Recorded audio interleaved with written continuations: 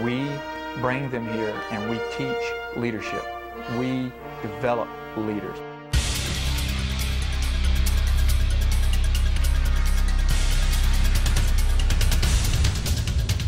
Experiences that you get in OCS are going to pay big dividends throughout your life, regardless of what you do. It's by far the biggest challenge I've ever had. We expect and we strive for perfection. Deep down inside is where you're going to have to reach when the time comes and you're digging through the mud and shooting that M16. For more than 40 years, Virginia's Officer Candidate School has remained steadfast in its proud tradition of producing some of the finest officers in the National Guard today. Founded by Major General Shepard Crump in December 1957, the OCS mission has remained rock solid to produce Army leaders who demonstrate the skills and abilities expected of a second lieutenant. And the challenges of stepping into this elite corps of leadership remain just as rewarding. When they come here, a candidate comes here, we assume that they are not a leader and that we train them and move forward and train them in leadership. The OCS environment is 24 hours a day. Built on a model of stress induction, candidates are required to perform at their highest potential while incorporating rigid principles of leadership. The training is tough, but the rewards are lifelong. And as evidenced by some of its alumni, the potential to gain general officer rank is a significant part of the esteemed tradition of Officer Candidate School. Headquartered at the Fort Pickett, Virginia Regional Training Institute, OCS is an element of the 4th Battalion, 183rd Regiment. There is anywhere from 30 to 50 candidates at the start of each class. 1, 2, 3, 4, 5, 6. Training is achieved in 4 phases, beginning with in-processing starting at the individual level and progressing to squad and platoon level. At the discretion of the commander, the class earns white and blue status privileges as training progresses.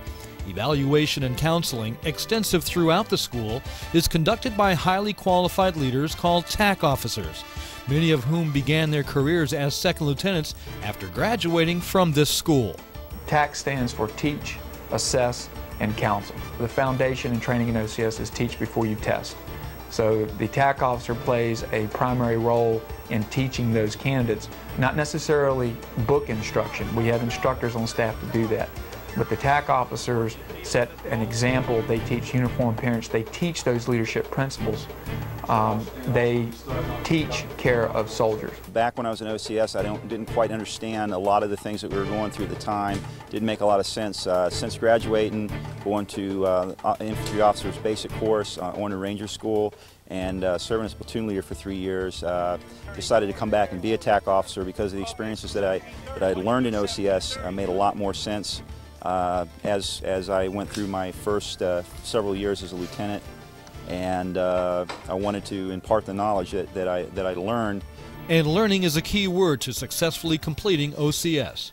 There are 10 blocks of instruction that covers everything from communications to combat survival. You must pass each of 8 exams with at least a score of 70%. The land navigation component is critical to passing Phase 1.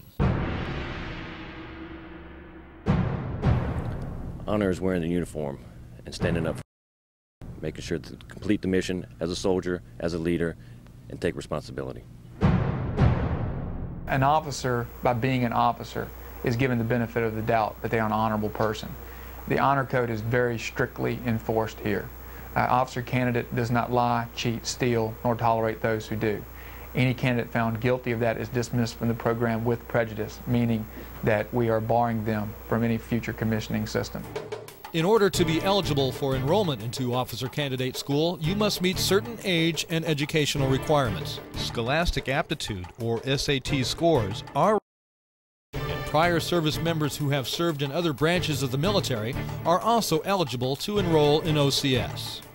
The OCS option, in talking to recruiters, tends to be a airman, seaman, in some cases they are Army and the Marine Corps. When they complete OCS, they will be successful when they go to their officer basic course to be branched into the Army.